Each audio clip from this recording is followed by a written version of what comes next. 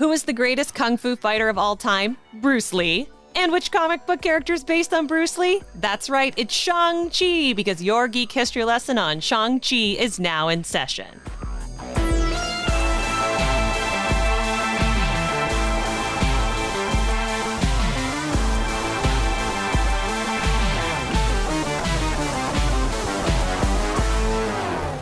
Hello and welcome to Geek History Lesson. I am Ashley Victoria Robinson. And I am Jason Crouching Tiger Inman. Welcome to your Mind University, because this is Geek History Lesson, the podcast where we talk about one character, one construct, or one team from pop culture and tell you everything you need to know about them in sometimes less than an hour, sometimes exactly an hour, sometimes we go an hour and a half. There have been a couple of recent episodes lately that have gone more than an hour and a half. But today's subject of the Mind University is a little...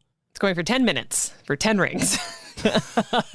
Is it only a 10-minute podcast? Shang-Chi and the Legend of the 10-Minute Podcast. No, this will be a longer podcast. But this is Shang-Chi, the newest Marvel hero. Well, he's not really new to Marvel. He's new to the Marvel Cinematic Universe. I mean, I'll say this about the MCU. He's arguably the handsomest Marvel hero. Oh, you think so? I think he's incredibly handsome, yes. Okay, there you go. All right, well, we already know where our biases are going here. All right, here, hello. Do you not think he's handsome?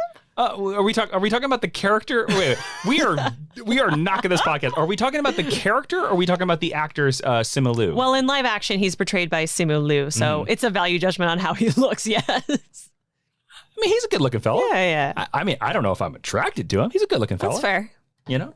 Okay. You know? Now that we're completely off the rails, less than 10 minutes. Now, if you want to talk to me about Michelle Yeoh. Oh, I mean... Michelle Yeoh, who could also Who's kill also in Shang-Chi. Every single one of us. Oh, 100%. And with a motorcycle off a train. Yes, that's a super cop. She brings her own motorcycle and her own train. Yes, we are way off there. Guys, this is going to be a fun one. Of course, we are talking about Shang-Chi because the Shang-Chi and the Legend of the Ten Rings, did I get that subtitle right, yes. Ashley? Thank you so much.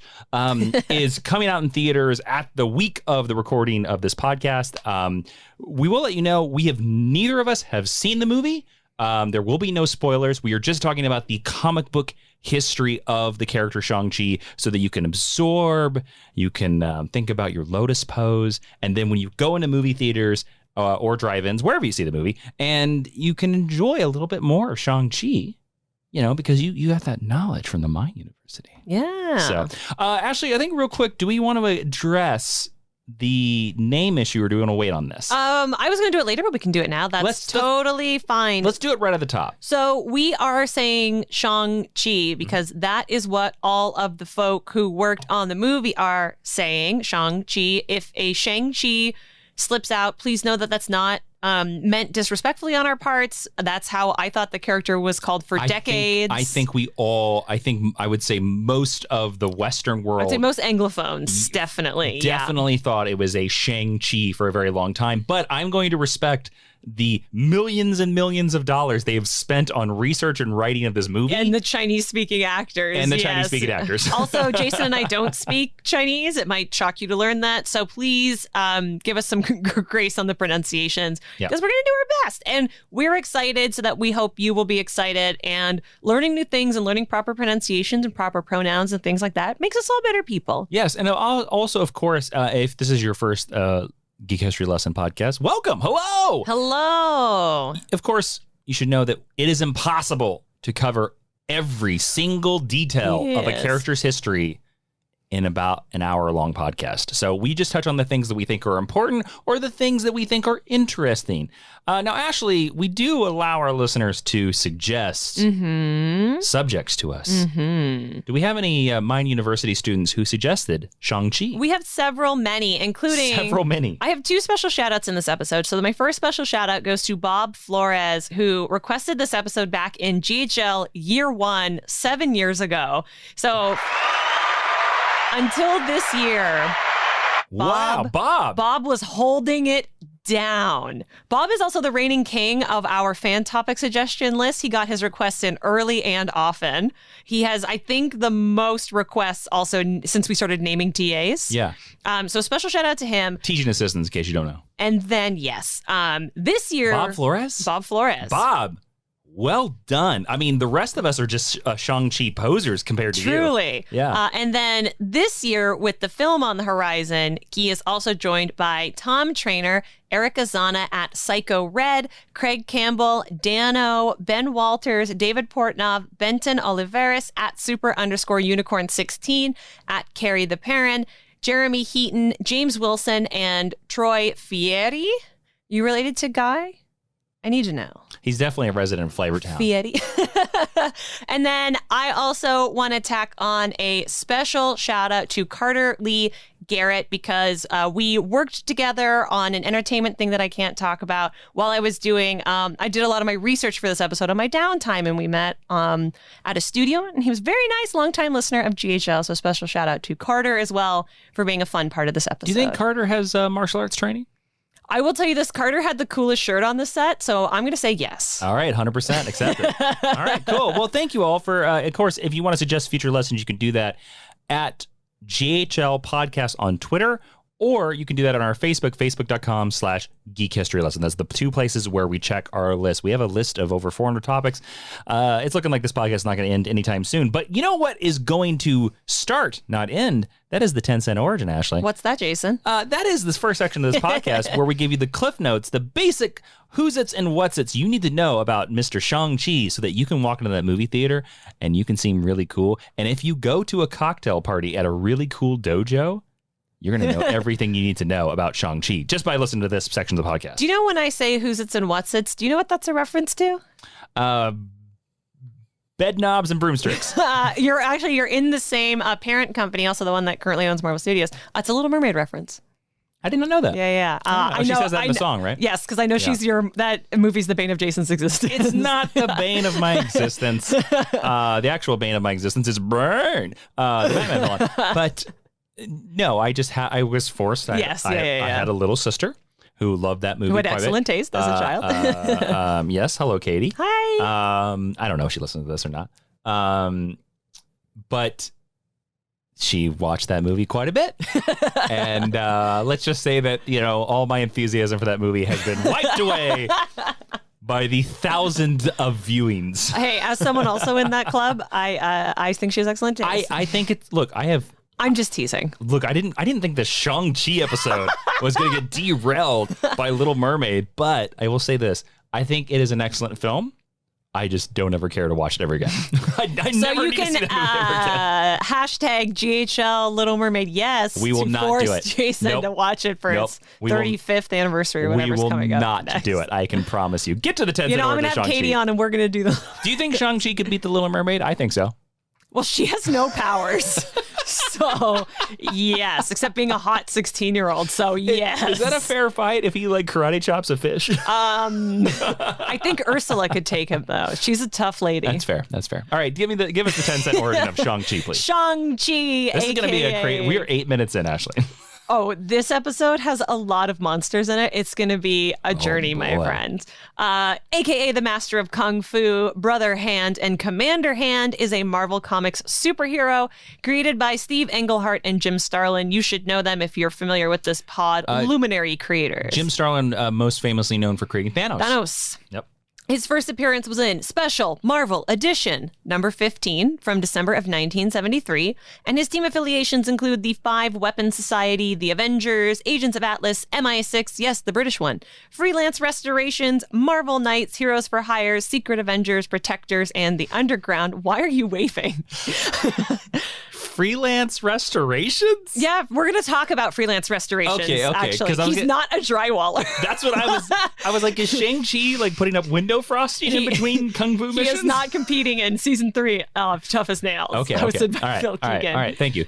His abilities include a martial arts master and mastery of Chi, which I have to say feels racist for 2 reasons, because those are only skills you would give to a character of Asian extraction. And that is the shortest list of superpowers that I think we've ever had for a comic book character. Well, because I don't think he really has technical superpowers, really. He doesn't. Yeah. But also neither does Batman. But when you do research on Bat family characters, also because there's just a lot more material, it's this and this and this and this and this and this. So, I could be wrong about this as well. I do believe that mastery of Chi is a trait that we gave to Iron Fist. It is as well, yes. So it's been given to a couple other martial arts. It's very much a martial arts thing. Yes, we address it in Avatar, The Last Airbender, and Legend of Korra in various forms. Firebenders do that a lot. I want to say it's more, I think, a shorthand just for writers that don't know that much about martial arts.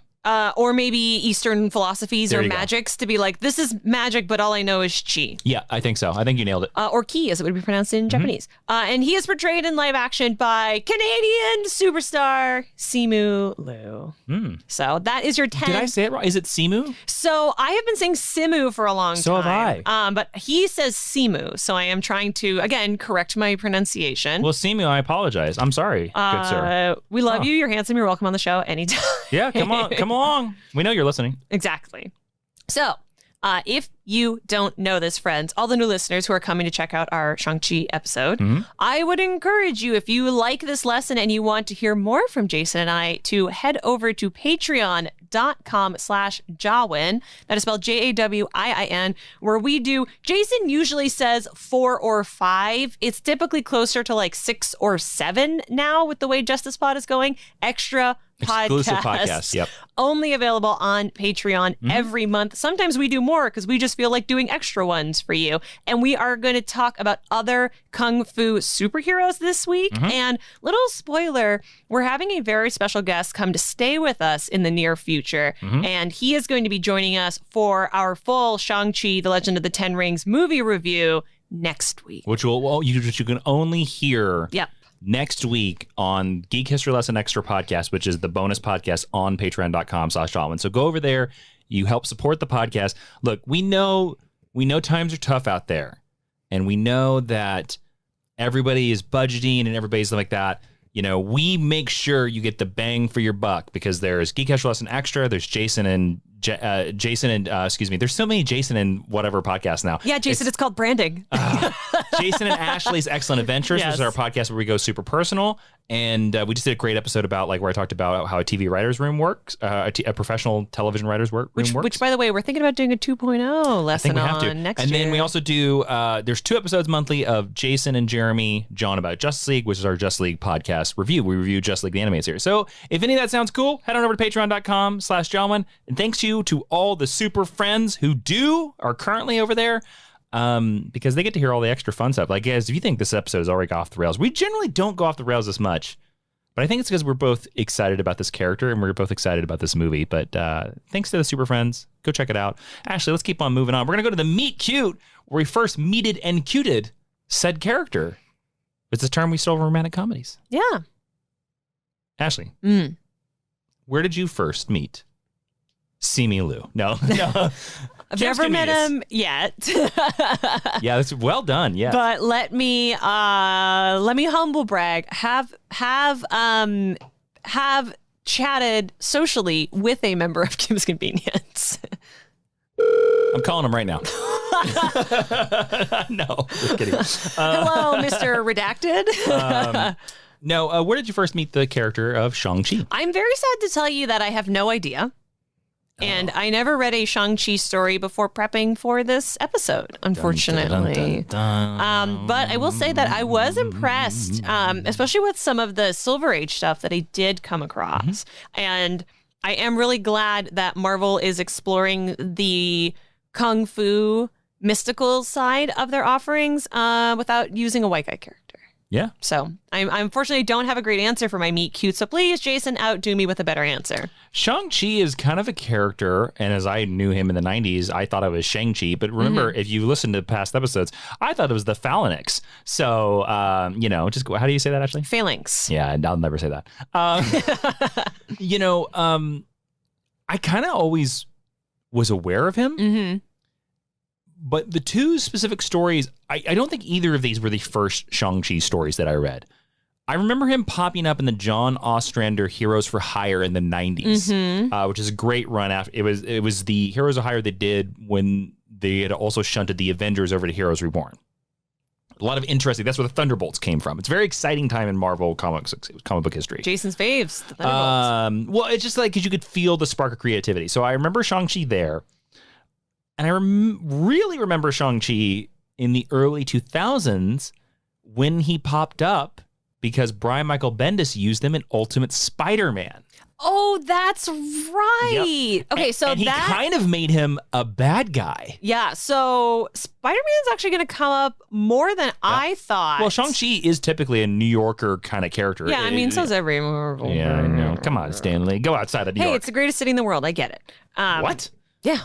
No. That's a true I think we all a true fact. No, I think we all know this is Boise, Idaho. Right, everybody? Hey, come on. Shout out to Boise, though. I'm sure Boise's lovely. Hey, if you're listening in Boise, Idaho right now, you're listening to Geek History, you live in Boise, Idaho, please send us an email at geekhistorylesson@gmail.com. I will send you a comic book. I will send you a signed issue of one of our comic books. And then take a picture of it outside the sign for Boise. Or wherever. But I will give this to the first person that emails us at geekhistorylesson@gmail.com. I will give you a signed comic book. Super Best Friend, Jupiter Jet. I will send you a signed comic book. Yeah. I'm excited. Hello, Boise. Please just ask us for like any old comic book and just have Jason sign it. Like I would like an issue of Die Die Die signed by Jason Inman. No. You don't get to request what the comic book is. I will give you a comic book. We will sign it. That's what you get. So there you go. Okay. Yeah. What's next, Jason? I don't know. Where are we? We're at the big part of the episode. Have we finally got to the main episode? Yeah. I'm worried. We're only 15 minutes. This is actually 15 minutes is the exact part where we're supposed to get to the History 101. Ashley, can we have a sidebar in the podcast? Yeah. Okay. We're going to approach the bench. Okay. I don't know. I feel like this episode is really off the rails, and I'm really worried that like people... This might be their first episode of Geek History Lesson. Like a lot of people might be coming for Shang-Chi. I think there's a good chance, actually. I think Simu might have told some of his friends about this podcast. They might be listening right now. And I think we're like, 15, 16 minutes in, and I think they might be worried. They might be like, these people are clowns. Well, we are. Well, of course. I went to clown college. I mean, I flunked. I flunked out. We both have theater degrees, so we technically did. Very much went as close to clown college as you can get. But no, I mean, how do you think Simu didn't even go to theater school, so. Is that true? Yeah, he has a degree in accounting, I think. Really? Yeah, no, he has a real person degree. Okay. He's smarter than both of us. Look, I never, that was never a question. But Andrew Fung teaches improv, so he is like a professor of clown college. You better explain who Andrew Fung is. That's too insidery. I don't think it's that inside. Andrew Fung is one of the other performers on Kim's Convenience. Simu's best friend, yeah. He plays Kim Chi. We're getting very inside baseball on this one. All right, let's go back to the main. Hold on. All right, we're back. Hey, we're back. Did you miss us? Yeah. Ashley, we're going to go into the main discussion. Yeah. Of the episode. What do we call it? The main discussion? No. The main meat? No. What do we call it? The History 101. Oh, there you go. We've been doing this for 7 years. Hey, Ashley, we are almost to 400 episodes, and I don't think you could tell me what any of the crises are. So, oh my God, every single time there's such panic. This is why we haven't won a podcast award yet. Mm-hmm. So, because this is Geek History Lesson, I want to start with a little bit of publication history. So, Shang-Chi came about because Marvel wanted to acquire the rights to the television show. Jason? Kung Fu. That's right. I didn't know if you knew that or not. The David Carradine show, yes, right? Sir. Mm-hmm. But they were denied by Warner Communications, who were mad because of DC, because they own DC. So they bought the rights to Dr. Fu Manchu instead. I just want to give everybody like a little bit of a timestamp here. Kung Fu started in 1972, ran for 3 seasons. Mm-hmm. So, and Shang-Chi was created in 1973. Mm-hmm. So for ABC, by the way. Yeah, there you go. Yeah. Fun fact, the first time I went into the library at DC Comics, they have a library and archive there. And if you're a guest, they'll show you some of their cool old comics. Where they have every single issue of DC Comics that has ever been published. At least one copy. They showed me an issue of Detective Comics that had Dr. Fu Manchu on the cover. Mm-hmm. And I remember it was weird because DC also owned the publication rights to that character at one point. So Shang-Chi was developed as a protagonist to Dr. Fu Manchu's villain, and he was intentionally modeled to look like Bruce Lee, which was what my introduction was all about, who was a gigantic star at the time and is an icon today. And I do want to give a shout out to artist Paul Gulacy, who designed Shang-Chi, because he didn't draw the first stories that he was in, but he designed the character. So props where props are due.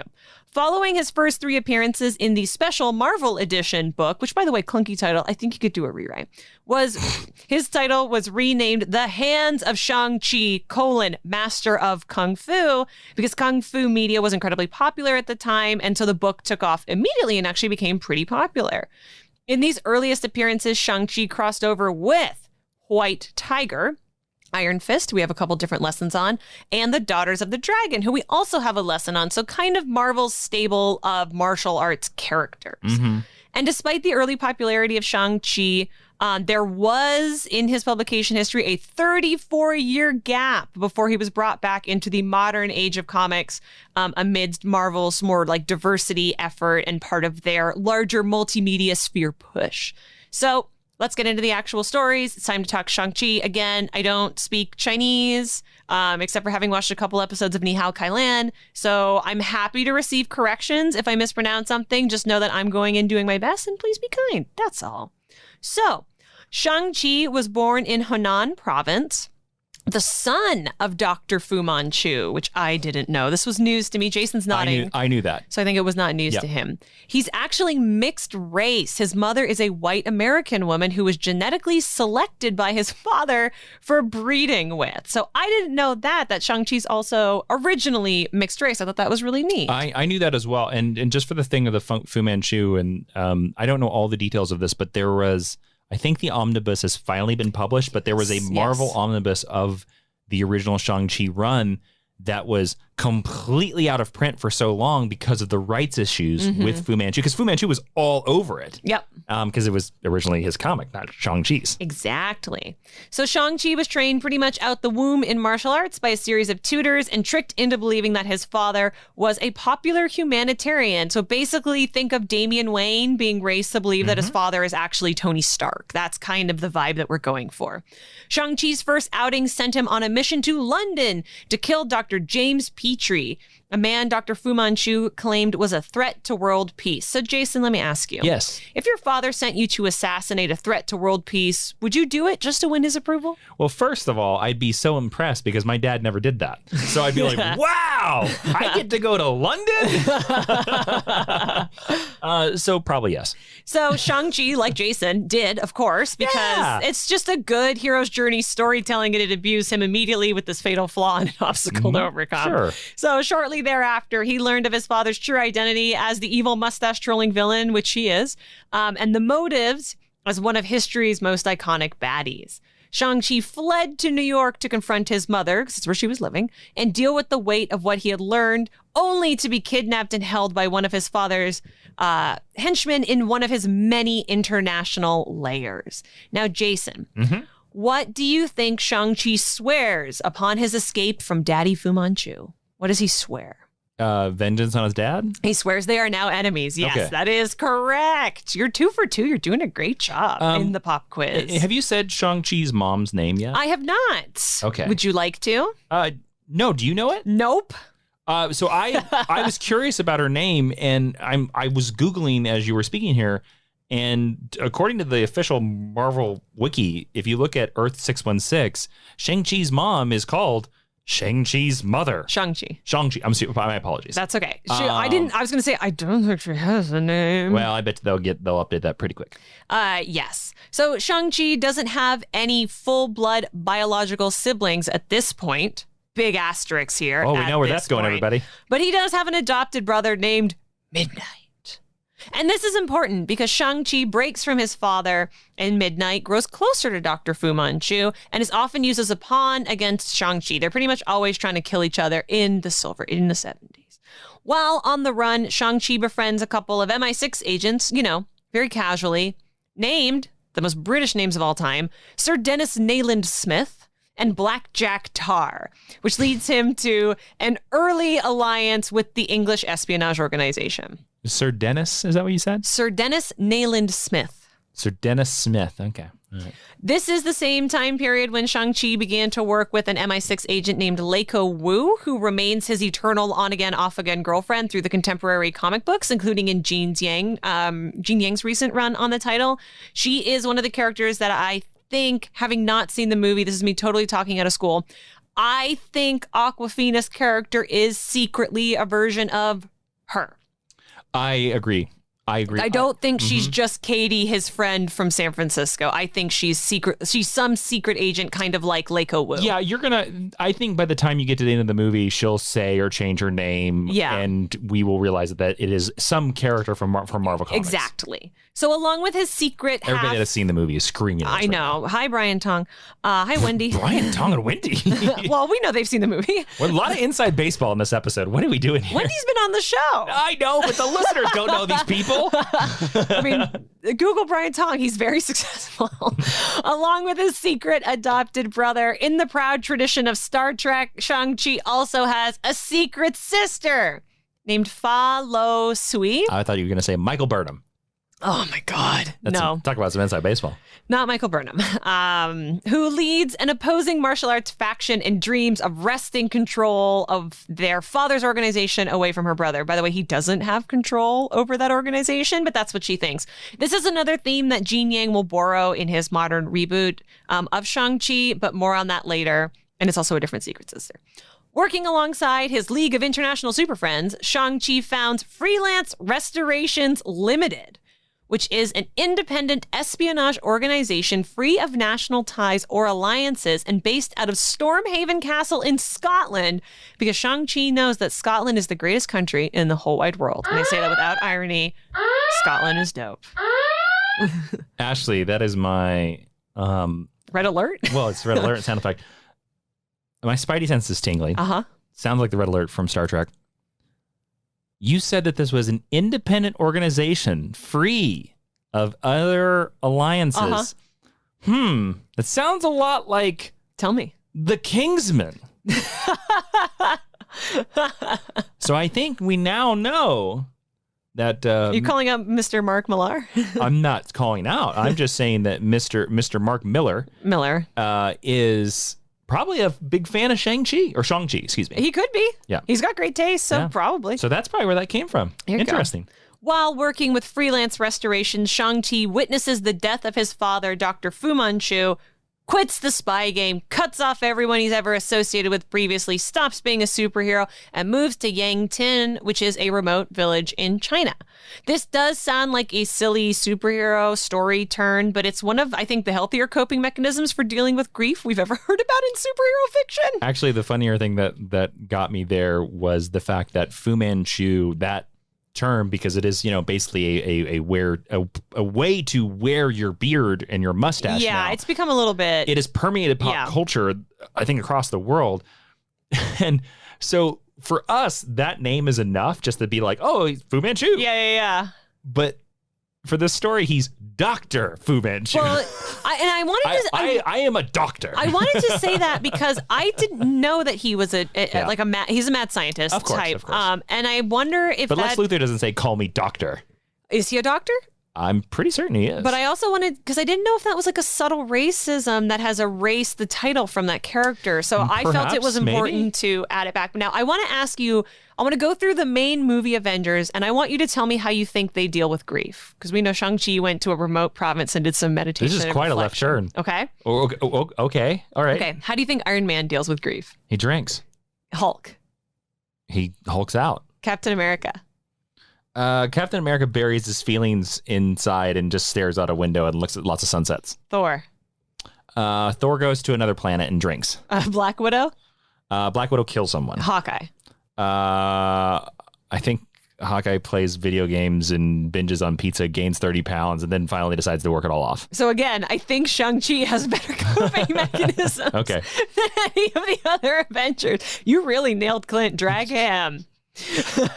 I think it's every time somebody, because most fandom knows movie Hawkeye, and they're like, oh, he's a family man, and it's like, that is not comic book Hawkeye. Comic book Hawkeye is a mess. Yes, which is what we love about him. And I kind of feel that every time Clint Barton, the comic book version, deals with death, he disappears for 6 months. Yeah, it plays Grand Theft Auto with Pizza Dog. Or yes, and they don't see him. Yeah, and maybe Nat checks by to see he's still breathing every once in a while. Yeah, and then he wanders back into the Avengers mansion and is like, all right, I'm ready again. They're like, we thought you were dead. Yeah. But because this is comics, after an indeterminate amount of time later, Shang-Chi returns to the field with the same set of allies that he always has. He fights a terrorist group called Argus. No, not that Argus. Not the DC Comics Argus, yeah. gets tortured, gets poisoned, and is saved by a magical potion called Elixir Vitae. Made by who, Jason? I don't know. Dr. Fu Manchu! Of course, surprise, he's alive because comics. Oh, okay, so we're still in the Silver Age stuff. I thought we had done the time jump. Oh, no. Okay. Shang-Chi then joins up with his MI6 buds to fight his father and Moving Shadow, another secret half-brother. Dear Lord, this is a big family. Well, there are like 10 more to come. What? I'm not joking. I'm not going to name all of them, but there's a lot more. Maybe the movie should have been called Shang-Chi and the Legend of the Secret Siblings. Yeah, really. It's 17 siblings. It's just like that movie where Vince Vaughn plays the sperm donor. That's what Shang-Chi is. Just him trying to connect all of his half-siblings. Everyone, this episode is all over the place. I did not expect a Vince Vaughn reference in a Shang-Chi episode. You like Vince Vaughn. What? No. Just move on. I don't know what we're doing here. This fight ends up tragically killing Moving Shadow, and he dies at the hands of their father for failing to kill Shang-Chi in the first place. Then, when Heroes for Hire reforms the first time, and it's been like 1 billion reformations since then, which Jason's referenced earlier, Shang-Chi joins them. So now we're in the 90s. This is the time jump. Okay, all right. So, they reform. It's been 1 billion reformations since then. Shang-Chi joins. They struggle under the leadership of a character named Humbug, who decides whether or not they're going to operate more as heroes or villains. Because even though they're called Heroes for Hire, they kind of play in more of a gray area than like your Avengers team typically do. They work for a corporation in this run. Yeah, because they need money. Mm-hmm. Shang-Chi mirrors the team's struggle internally, which is really good writing, when he snaps the neck of Humbug after he expresses no qualms about torturing the team's enemies. So Humbug's basically a bad leader. Shang-Chi doesn't like that. And he's like, you know what? I'm going to quit because I don't know if I'm a hero or a villain if I am associated with them. That is something that happens in the comic books quite a bit with Shang-Chi that I think the Marvel movie will completely wipe away because, every Marvel movie is nothing higher than PG-13. Yes. And Shang-Chi in the comics will just snap a person's neck at the drop of a hat. Okay, so I literally have a discussion point here that I wanted to talk about this. Did I get ahead of you a little bit? No, it's literally my next note in the lesson because this was a point of contention when Man of Steel came out. Yeah. I know you and I are sick to death of this argument, but how do you feel about superheroes killing or acting in extreme ways in order to learn a lesson and evolve and become their best, most perfect heroic selves? I think it really depends on the character. Of course. Fair. Because, we all know that the DC comic pantheon is very much no killing. Mm-hmm. And they'll let Wonder Woman break it here and there. Or Batman. No, they actually are pretty good about never letting Like the only person he pushes people off roofs. Well, accidental murder is kind of accepted. Yeah. But like Batman, really the only person he's actually murdered is Darkseid. He shot Darkseid, but Darkseid survived it, so it technically wasn't a murder. Yeah, it like undoes itself. But Wonder Woman has killed people. Yes, she has, yeah. Yes, and she's still a part of the Justice League and nobody cares. Superman has killed people in the comic books too, in the modern age. But generally the idea is no killing, right? It's interesting because in the Marvel universe, it's kind of a little bit all over the place. Mm-hmm. Like some characters are okay to kill. Punisher.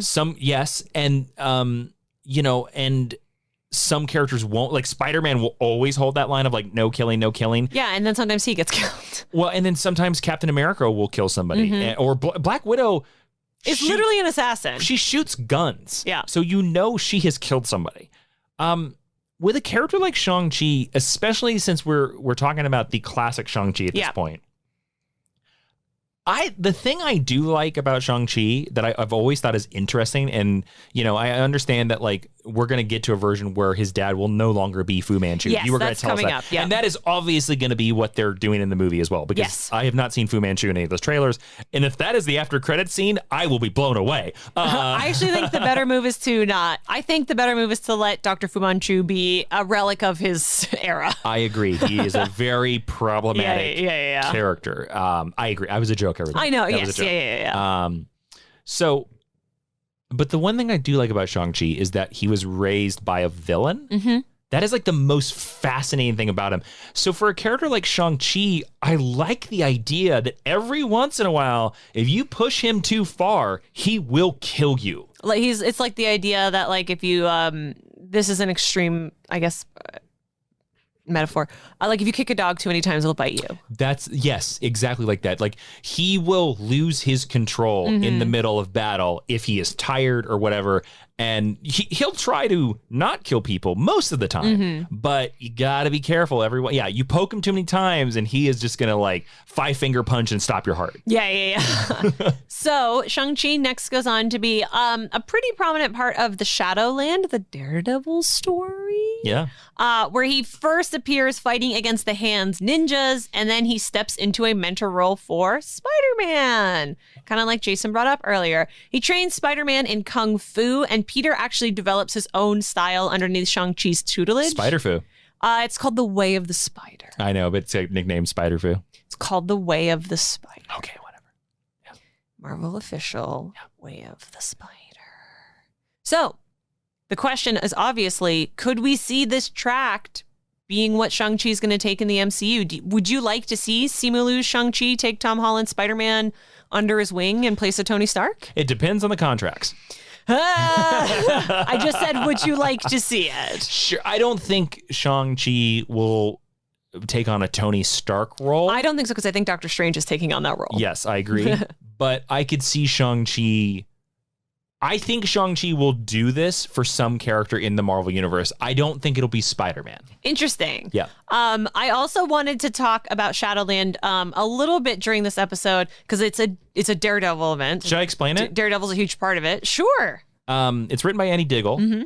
It's basically the idea that the demon that the ninja organization they worship, basically possesses Matt Murdock, and he like takes over a section of Hell's Kitchen and calls it the Shadowland, and says it's controlled by the Hand, and basically all the Marvel heroes, the Kingpin, all the villains are basically fighting evil Daredevil.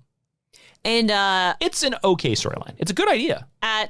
I feel like there's a lot of comic book events that are like that. Yeah. I also wanted to bring it up because this is only rumor and conjecture at the time of the recording of this podcast, but there is rumor and conjecture that Daredevil is going to be part of Far From Home. The Spider-Man movie. The Spider-Man movie. Yeah. So, I mean, if Shang-Chi is going to be part of this universe, maybe they do a version of this or something kind of like this, even if they lift it and put it in a different story. Sure.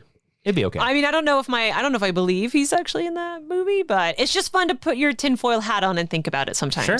Yeah. So then Secret Avengers gets a pretty major retcon for Shang-Chi. So listeners who are only familiar with the contemporary Shang-Chi, like Jason mentioned earlier, have probably been screaming into their phones about Shang-Chi's father being named Zhang Zhu and not Dr. Fu Manchu, and you are both right and wrong. Is Zhang Zhu a doctor? He's not. Come on, Zhang. He's a long-lived mystic. Zhang. We all know the importance of education here. Okay? He's been alive since the 1800s. Give him a break. Then he should especially know the importance of education. The fact that he can read is quite something. If he saw electricity being born around the world, how would he not? He saw the Boxer Rebellion, according to... no, come on, Zhang. I don't... The story that I read. Look, I'm not a person to be like, hey, do more with your life, but Zhang, come on. Yeah, this is mostly the character that I'm apologizing for pronunciations on, because the name is pronounced Zheng, and I consulted the internet and heard many different pronunciations for this name, so I'm going with the one that works the easiest for vocabulary. So I was going to ask you if you knew how to pronounce it. I do not. Yeah, how do you? How was your Mandarin? How's your 19th century Mandarin specifically? Not good. I was going to ask if you knew why Dr. Fu Manchu got retconned out of being Shang-Chi's dad, but we already talked about it. It's a rights issue. Yeah, Marvel lost the rights. Yeah. I'll do a quick Google. I'll figure out who owns them now. Sure. And during their latest reunion, Zhang Zhu attempts to sacrifice Shang-Chi in order to energetically complete his corporeal resurrection, but is interrupted by the Prince of Orphans. Jason, have you ever heard of the Prince of Orphans? The Prince of Orphans is an Iron Fist supporting character. He is one of the because there's so many groups that are the five of the or the Council seven of Seven. Well, he's one of the living weapons because Iron Fist is considered to be a living weapon. Yes, and the but he's also weapons, on the Council of Seven. His name is John Amon. Too many different number of this and backwards of that and twist of that. But he's important because he saves Shang-Chi from being killed so that his father, his evil daddy, can come back to life. So due to his close relationship with Spider-Man, Shang-Chi does fall victim to the events of Spider Island. Now, when I look back on it, this might have been the first thing I ever read with Shang-Chi in it, because I have read Spider Island. And he is plagued by nightmares of spiders eating children, legitimately scary, while certain of his abilities are transferred to Spider-Man at the time, because this is when, due to the events of Spider Island, there's a lot of powers going around. So some people get spider powers, some people's powers go to Spider-Man. It's really neat. He appears alongside the immortal weapons at the end of the event in time for the big boss battle against the Spider Queen. She's cool. If you are not familiar with the events of Spider Island and don't think you might ever read it, just Google the Spider Queen, Spider Island. She's fun to look at. Then, Marvel Now happens. Jason, what's Marvel Now? Marvel Now is just a soft reboot of Marvel where they put Marvel Now on the covers and just said, hey, we're Marvel Now. And everything kind of went back to number one. Yeah, but nothing changed continuity-wise. Real quick, before, I cannot find who owns Fu Manchu at the time, but I did find that that Secret Avengers run is that they didn't immediately just say the character, say that Shang-Chi's father was Zhang Zi. Mm-hmm. They apparently addressed the Fu Manchu thing in the storyline and said that Dr. Fu Manchu was his alias. Yes. So that he was always Zhang Zi. Zhang Zhu, yeah. Or Zhang Zhu. Yeah. Excuse me. But no, I can't find. Basically, nobody's using them right now. Which again, I think is probably. I think we all know. If you don't know who we're talking about with Fu Manchu, just go Google it, and very quickly you'll learn that Christopher Lee once played him in a movie, and if that doesn't, that's not great. Yeah. Then you maybe stop listening. I don't know. So, Marvel Now. Shang-Chi is recruited onto the Avengers at the time by Captain America. Sorry, it's in the theme. Continue. Oh, man, I wish we were doing a Titans episode. No. Jason does the best Titans theme impression. We're not doing a Titans episode. Nope. That's not coming in here. So he's recruited by Captain America and Iron Man because the MCU was... Now give me the Iron Man theme. There's no Iron Man theme. Because the MCU was beginning to have a really huge influence on comic book continuity around the time that Marvel Now was happening. So the Avengers looked a lot more like they did in the movies, stuff like that. So corporate synergy, you might say. Can you imagine? We got an event called Age of Ultron that had nothing to do with the movie. Oh my God. Together with the Avengers, Shang-Chi fights the Builders during Infinity to protect their universe. This is when Shang-Chi gets a pair of gauntlets, which he uses for cosmic-y, spacey battles, which is actually, I think, a smart choice because it gives him mystical powers to stand against actual superpowered human beings. Yeah, because what are you going to do? Punch an alien that's invulnerable? Come on. Exactly. The gauntlets, if you're looking for a visual, are pretty similar to the pair that Black Widow wears, which is not as much of a coincidence because during the time, Shang-Chi and Nat worked on a strike team together for the Avengers. So Infinity, one of the smartest things they did in this event is kind of all the non-superpowered Avengers were like the recon team. So they would go in, get a bunch of information or stab a guy and then come back and send in the big heavies. I thought it was a really smart use of their lineup at the time. Mm-hmm. When the Avengers return to Earth, Shang-Chi goes to Madripoor, where he winds up all the time in contemporary comics. With Black Widow, Falcon, and Wolverine, they fight a dragon. So, dragons, worms, wyverns are hugely important in a lot of mythologies, but particularly in Chinese mythology and Eastern Asian mythologies. From this point forward, you are going to see that every single writer at Marvel is what about a dragon, though? I don't know if that's because it's an easy shorthand, again, for Eastern mysticism, like we talked about with Chi earlier. I don't know if it's because these comics were all written after Game of Thrones and dragons were really hip at the time. Or perhaps they're all fans of Disney's Mulan with the tiny little Mushu dragon. Wow, I can't believe you knew his name. Yep. Good job. Yep. I have not seen Mulan 1,000 times, so if you want to watch it again, let's go. Jack Chan sings the Chinese version of Let's Get Down to Business.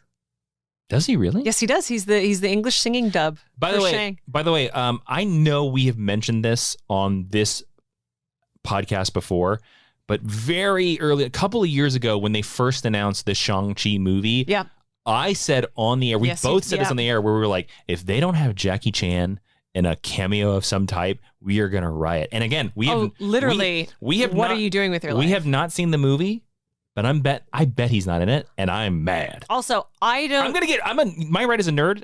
Sorry to interrupt you, Ashley. Okay. My right as a nerd is to get preemptively mad before I've seen the movie. Exactly. How do you feel about Spider-Man? Also, I don't care that she was already in Agents of S.H.I.E.L.D. If you are going to waste your association with Ming-Na Wen by not putting her in this movie, I will be angry. So, they fight this dragon. Who's they? Shang-Chi, Black Widow, Falcon, and Wolverine. Thank you. I already said. I had taken us off a weird. How dare? I had taken us off a weird. How dare you ask for clarity? I was bringing it back for the listeners. Apologies. Shang-Chi is thrown to the ground, and he might die because he doesn't have superpowers, but he is saved by Spear. Jason, do you know what Spear is? Oh man, I do. And it is an acronym. SPEAR. No, then I don't know what it is. Wait. No, is it the giant space station of S.W.O.R.D.? No. Okay, then I don't know. Spear was, past tense, doesn't exist anymore, current Marvel continuity, right. A Chinese intelligence gathering organization created for Homeland Security. It stands for Specialized Personnel for Eradication and Removal. Okay. Because it's a ham-fisted acronym, which Marvel loves, but it definitely goes with a sword, shield, spear, right? We're going for like a gladiator kind of thing. Yeah. Spear uses Pym particles to grow Shang-Chi to giant size so he can take on the dragon in hand-to-hand combat. That's actually pretty cool. Not a joke. It's actually... That's actually pretty cool. It's actually visually very cool. This is not my favorite Shang-Chi outing, but this fight is cool.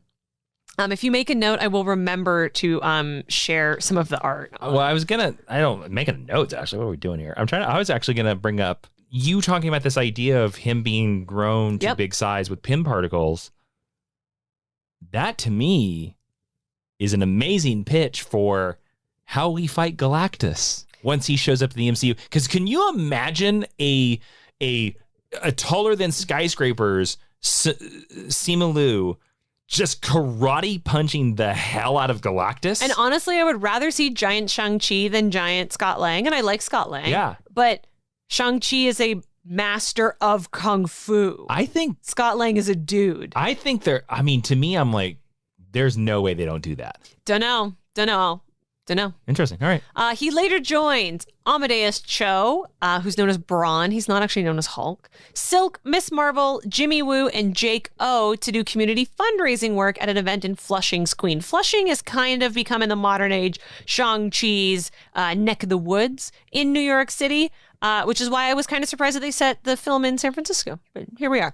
When they are later attacked in Koreatown, Manhattan, the group names themselves the Protectors. And then later down the line, they all get renamed Agents of Atlas because Jimmy Woo has plans and funding and stuff like that. So this is the first iteration of Agents of Atlas.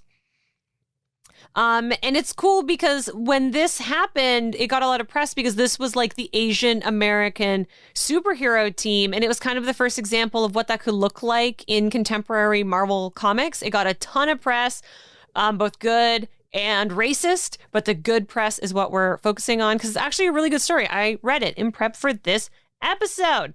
So they're recruiting and they're doing stuff and they're being super Agents of Atlas. And Amadeus Cho recommends that Domino seeks out martial arts training from Shang-Chi because she doesn't have a ton of finesse in her fighting style. If you are wondering why you know the name Domino, it's probably because you're familiar with the Deadpool movies. Mm-hmm.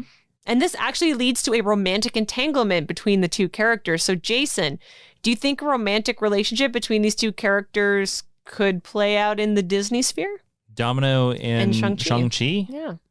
I doubt it.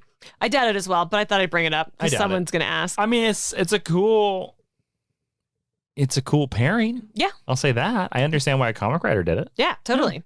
TLDR, Shang-Chi breaks up with Domino because she kills a character named Topaz, who's a witch, and refuses to show mercy. He also stops teaching her because he's like, you might be evil. I'm not into this. During the War of the Realms event, Jimmy Woo launches his Pan-Asian School for the Unusually Gifted, Pan-Asian School for the Unusually Gifted in Mumbai, India. It's kind of like their version of the Xavier School for Gifted Youngsters, except it's open to everyone with superpowers, not just mutants. Shang-Chi and the Protectors appear, and this is where they're offered formal, official membership into the Agents of Atlas, as previously mentioned. So that's great. So they finally get the fringe benefits. They finally get to, come to the barbecues and stuff. Yeah, they finally get put on payroll. They're like, finally. It's true. They do get put on payroll. But then finally go to the dentist. What happens as soon as you get a super team together? But an invasion. So Malekith, the guy that Christopher Eccleston played in Thor 2: The Dark World. He's a pointy elf. Yes. Invades Earth. And so they all fight. They defeat Malekith and the Dark Elves. Ms. Marvel's like, I want to go back to the champions and go back to New Jersey, so she leaves the team. And then as an agent of Atlas, Shang-Chi once again takes up the mantle of mentor because they've lost Miss Marvel, so they got to go on a recruiting spree. So in the middle of the War of the Realms? Well, they kick Malekith out, and then they're going to be replaced by Malekith's daughter doesn't attack for like half an issue, so they got time to recruit. Okay, I guess. So Miss Marvel's like, bye, got to go be in my own Marvel TV show.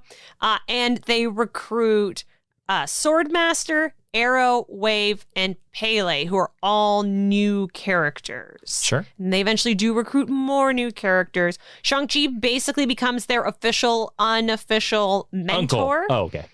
He is, other than Jimmy Woo, he is the oldest member of the team. He's probably 21 in Marvel Now continuity, which means he's ancient. He's that young? He might be 25. But most of this team is actual teenagers. Okay. Amadeus Cho is the leader. And he keeps saying, I'm 20. And Silk keeps saying, you're 19. So yeah, I don't know. Shang-Chi might be 25. Wow, that's pretty young. I think Simu is in his 30s. Yeah, I've always seen Shang-Chi as like 30s. But he's also, in certain iterations, he's also been alive. He has a longer life. So I mean, to me, Shang-Chi is a contemporary of like all the main Marvel heroes. Like he would be around the same age. Well, Iron Man's 50 in the MCU. Well, we're talking about the comic books. We're not talking about the MCU right now. I know. So like in the comic book continuity, to me, like he would be the same age as Cyclops and Peter Parker. And, well, maybe not as Peter Parker, but Cyclops and Captain America and Iron Man and Reed. Like yes. Reed would be a little bit older. But I just bring it up because there are actual children on this team. I would think Shang-Chi is. I think he's 30.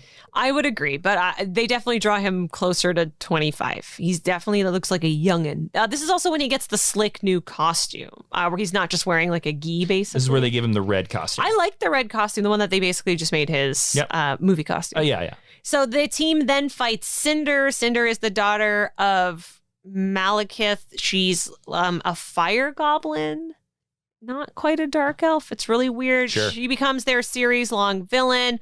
Thanks to the training from the hands of Shang-Chi, they're able to take her down really easily. And then a bad guy appears named Mike Nguyen, and he's a tech mogul, and he found something called Pan, which is a portal city.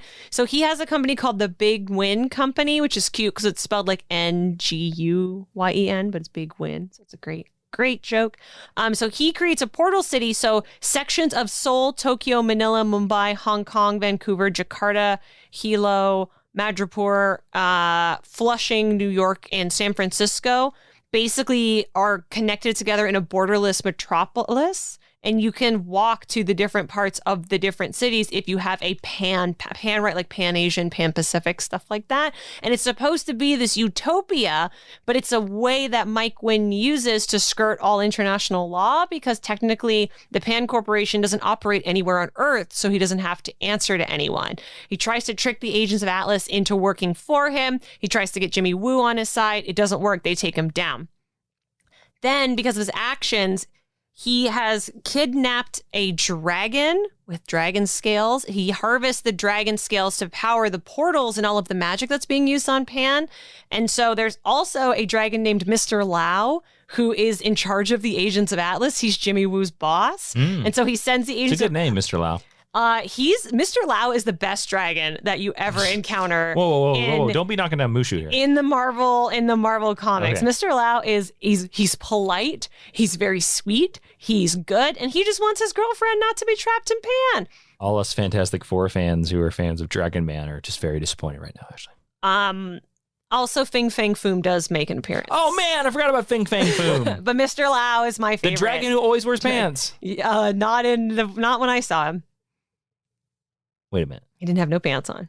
What were you doing with Fing Fang Foom? I was reading Jin Yang Shang-Chi. What were you up to with Fin Fang Foom? Wherein his pants were removed. I'm going to give him a call. Maybe we will talk to him in a future Doctor Strange special. I doubt it. Gonna better brush up on your Chinese.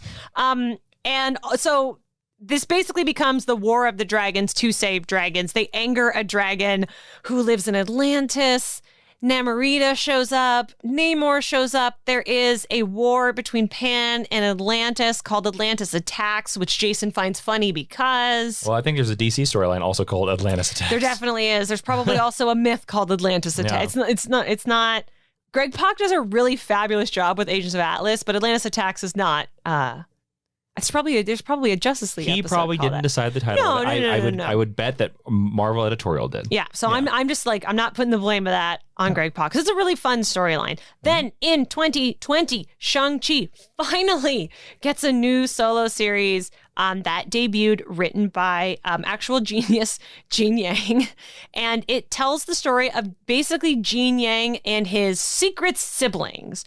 So you mean it tells the story of Shang-Chi and his secret not Jin Yang. I mean, if it told the story of Jin Yang's secrets, I think that's a book called Dragon Hoops. Oh my God, Dragon Hoops is excellent.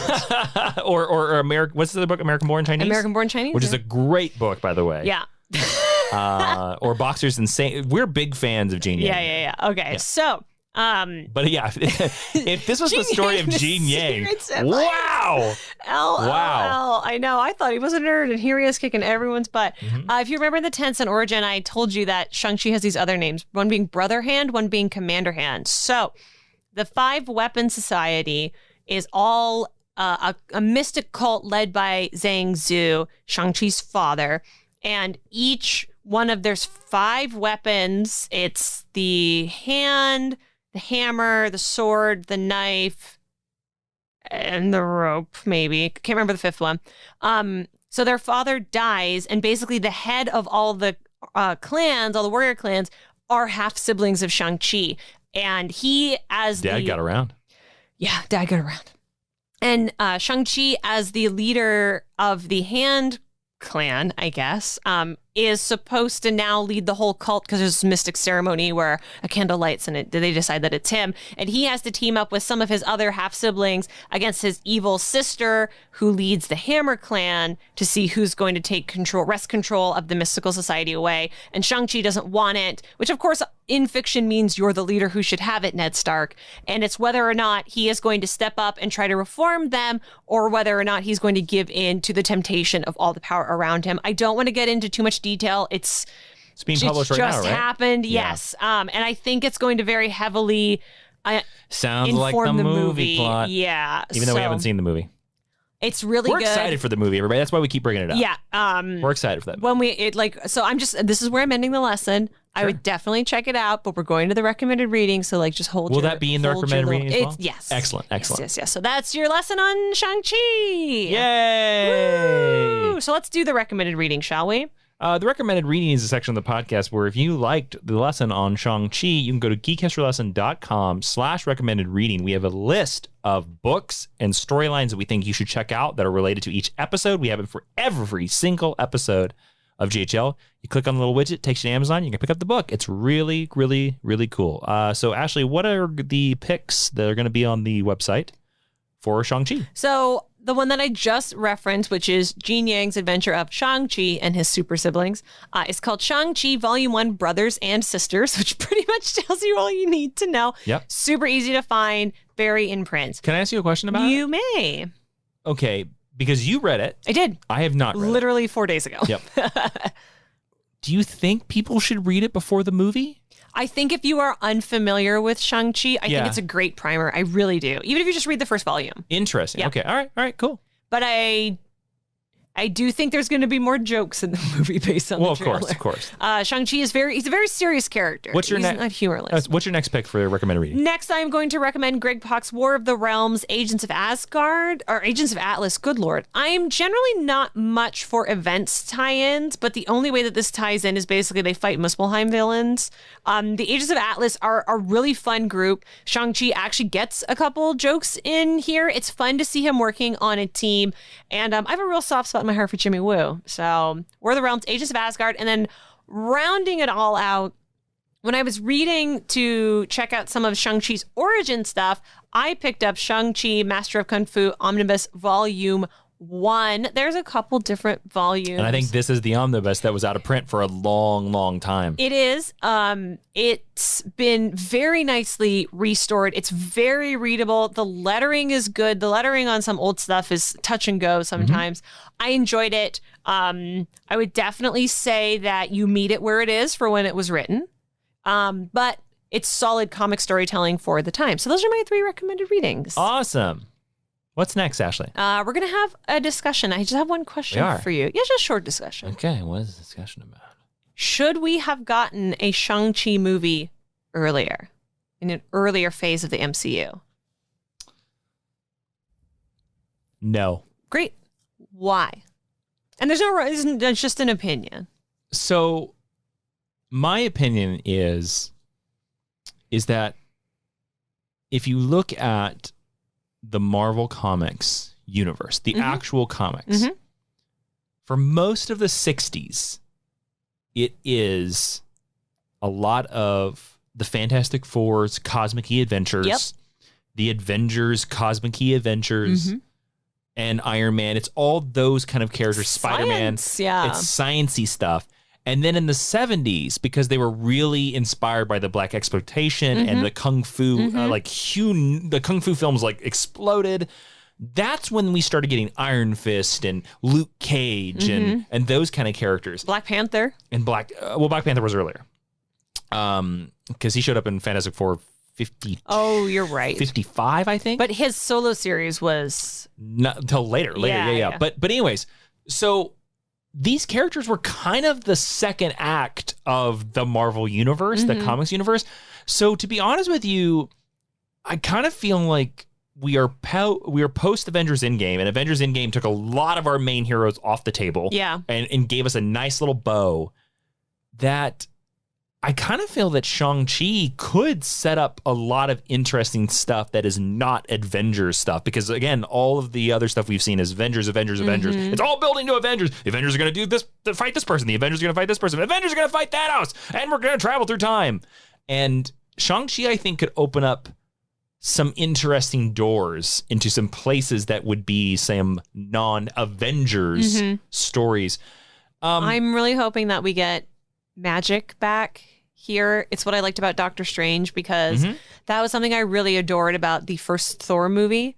And then we just stripped all the magic away to make it technology. And since it seems like everything in the MCU right now is really pointing towards multiverse. Yeah. And they say in Doctor Strange 1 that the magic of all the Sorcerer Supremes comes from the energy of the multiverse. Yeah. So I think they are going to go that route. But that's kind of what I feel. What do you feel about it? I kind of think that this is kind of the right time to do Shang-Chi. I kind of think if we had done him earlier, or he had appeared earlier. Okay, if he had appeared earlier, let's just do a thought experiment. He would have been an Endgame, right? Yes, yeah. Would we have bought a Kung Fu master fist fighting aliens? Well, to me, but I guess Black Widow does. To me, the pitch to put him in Endgame is he's riding a dragon.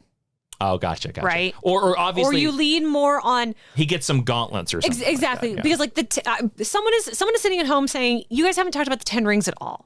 The 10 rings are like not a thing." Not with Shang-Chi. Not with Shang-Chi. They have nothing to do with Shang-Chi. They have everything to do with the Mandarin. And they certainly don't operate the way as a weapon, a mystical weapon, an energy cipher, right? Like a wand, the way they seem to be operating. Rings. Yes. They're actual rings. They're alien rings. The way they seem to be operating in the trailer. So that's why Marvel's obviously taking a lot of liberties with this character. Shang-Chi is not a character, which I think you can tell from the lesson, full of personality. Yep. He's quite reserved in that sort of stereotypical, I am an Asian Zen master, and I do not speak, and I play everything close to my vest. He speaks in broken English a lot, too. He does, which props to Gene Yang. Gene Yang states in Volume 1, Brothers and Sisters. Yeah, the one that's about his life. Yep. That, Sorry. I hate you so much. I thought that was like the cutest joke ever. I loved it. He states that Shang-Chi tells Leiko Wu, that MI6 agent who we talked about, she goes, well, he says, please don't speak to me in Chinese. You speak like a little kid. And she goes, well, you talk like a fortune cookie. And that's a great line. It is a great line. And he says, I have found that when I speak to white people, if I speak in longer words and shorter sentences, it makes me seem wise. And they look at me, they don't look through me, which I think is such a clever retcon for a really problematic portrayal.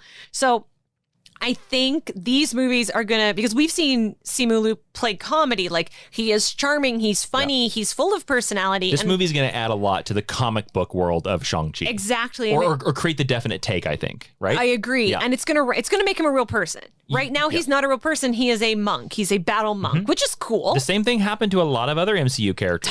Tons. I would have liked to see this character earlier for the simple fact of it would have been nice to have a phase 1 that wasn't all or mostly white guys. I agree. Like there definitely should have been more diversity in the first phase, but I think you nailed it. I think Shang-Chi always should have been a second or later act introduction. I think getting him now with what Marvel's doing in terms of leaning more into cosmic and mysticism, I think it's a good placement for him. And also think about this, right? Like the pandemic has put a giant pause in their plan, their Marvel Cinematic Universe plan.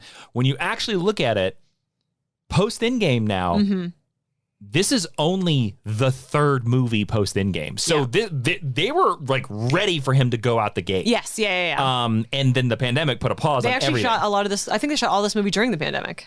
They did. They shot this movie last year. Yeah. They shot this movie mostly in May, June, and July of last year. So like at the height of the pandemic. Yeah. So all of that is to say, I would have liked to see him earlier, but I'm so happy that we're getting him now. Yep. I'm excited to see this movie. All right, let's roll right into the next section. Jason's favorite, the teaching tweet. Yes, the teaching tweet is where Ashley is going to sum up the entirety of this podcast and the amount of characters that fit on Twitter now. I don't know how many characters fit on Twitter now. And you can find this tweet at GHL Podcast on Twitter. Shang-Chi, Master of Kung Fu. What more do you need to know? Is that it? That's it. All right, cool. Very simple. Very simple. Yeah. All right. What's next? You do the wrap up. No, the honor roll, correct? Oh, Our last section of the podcast is the honor roll, Ashley. Before I have the honor roll.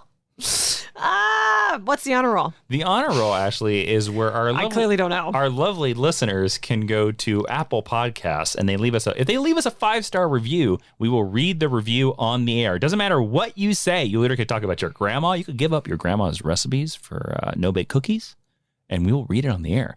Because that's a thanks for you helping us,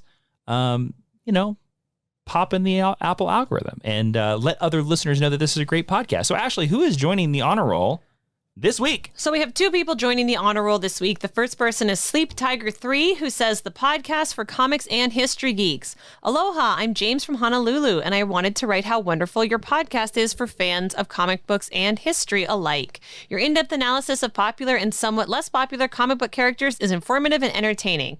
My favorite podcast usually involves some sort of historical enlightening, and since I love comic books, this makes your podcast my favorite.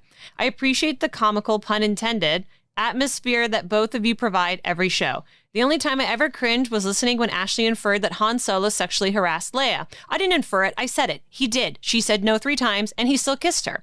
But I'm no troll. That was Ashley, by the way, not the review. But I'm no troll and honestly respect everyone's opinion. Thank you for the great podcast. What was his name? Sleep Tiger 3. I guess I was assuming a his, but Sleep Tiger, thank you so much for the review. I agree with Ashley. Han Solo totally was out of line. So, all right, next review. They are also joined by Wandon23, who says, amazing. This podcast is one of my favorite podcasts ever. I started reading comics during the pandemic because I got tired of waiting for movies to be released. Good for you. That's a good choice. So here I am trying to get caught up on the comic book life. My first episode was a read along with The Blackest Night because I'm a Green Lantern fan. John Stewart, to be exact. Excellent taste. You guys make it so easy for people to go get that background information on their favorite superheroes without trying to go back to issue number 1. That's hard to get. And they are hard to get. It is. And the recommended reading is Chef's Kiss, a great idea. Anyway, keep up the amazing work. Awesome. What was the gentleman's name? Wandon23. I guess why do I keep assuming gentleman? I'm sorry. Because you're a man, so that's your default. Well, thank you both for those awesome reviews. I just want to let you know that how your reviews are being read. Intern Kat Brago walked into the room and is just very curious about the podcast table right now. So thank you both for your reviews. Welcome into the Teacher's Lounge. Professor Mushu is in the room this week teaching how to wear pants as a dragon. A very niche course. Is that the new DreamWorks franchise, How to Wear Pants as a Dragon? Let's hope so. They can call me anytime. If you want to be an awesome honor roll student just like those two people, go over to Apple Podcasts, leave us a 5-star review. While you're there, don't forget to subscribe to this podcast. You can find us on Spotify, SoundCloud, Stitcher, everywhere you can find podcasts. And if you know somebody out there who's a big fan Shang-Chi or is very interested or had a great time seeing the Shang-Chi movie, including Simu Liu, tell them about our podcast. Well, just share the episode with them. Ashley, where can they find the podcast on social media? You can find us at geekhistorylesson.com, facebook.com/geekhistorylesson, or on Twitter at GHL Podcast. That's right. You can find me on Twitter and Instagram at Jawin. That's JAWIIN. You can find Ashley on Instagram and Twitter at Ashley V. Robinson. And don't forget about the Patreon at patreon.com/Jawin, where you can listen to the GHL Extra podcast. Now we're to the final section of the podcast, the hashtag stick around. Ashley, we do this to make sure they suck through all the plugs. What are we talking about? What piece of an action figure is Intern Brago currently sitting on top of?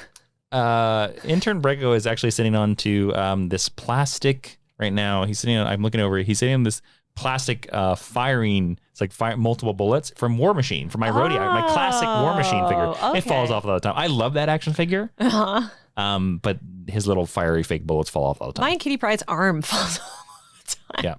Yeah. My actual stick around is, should the Shang-Chi movie have been subtitled Master of Kung Fu? What do you think? I think so, because that is a title with legacy and with decades of like power and SEO behind it. It makes them sound cooler. Yeah. Legends of the Ten Rings is kind of like, what does that mean? Yeah, I don't know. I mean, obviously they're trying to set up the Ten Rings, or maybe they're playing for the Mandarin fans in the back. I don't know. There's no setting it up. The Ten Rings have appeared in multiple MCU movies, but they've done nothing with it. I just mean maybe they're trying to position it to be this great thing. Yeah. The Ten Rings actually show up in the very first MCU movie. That's true. Yes, they're the symbol. Yeah. They've never changed that logo. And in fact, it was just like they just called the Ten Rings because they didn't want to do the Mandarin. Yeah. And now I actually don't think, and we haven't seen this movie yet, so we're making a lot of conjecture here. I don't think the retcon that the Mandarin is Shang-Chi's father is a bad idea. I actually think it's a pretty good idea. There you go. But I think they should have just... I actually said this to you earlier. Why didn't they just call the movie Shang-Chi? We have a movie called Black Widow. We have a movie called Captain Marvel. We have a movie called Thor. Why not Shang-Chi? For the same reason that they're not releasing it for VOD, and I'll just leave it at that. I know. Well, that is it. Listeners, thank you so much for listening to this podcast. Thank you so much for listening to Geek History Lesson. We're glad you had you around. Were you glad you were around? We were glad you were around. This is it for Geek History Lesson. I am Jason Hidden Tiger Inman. Oh, Hidden Dragon, sorry. Hidden Dragon. I was trying to bring it all the way back around. Hashtag GHL Hero, yes. I am Ashley Victoria Robinson. Movie? Yeah. Oh, okay. You like that movie? I do love that movie. I saw that movie in theaters. I saw that movie with you. That's right. Not in theaters. No. Right. That's it for this podcast. Professor Ashley, will you please close this show out before it rolls off the rails again? Class is now dismissed.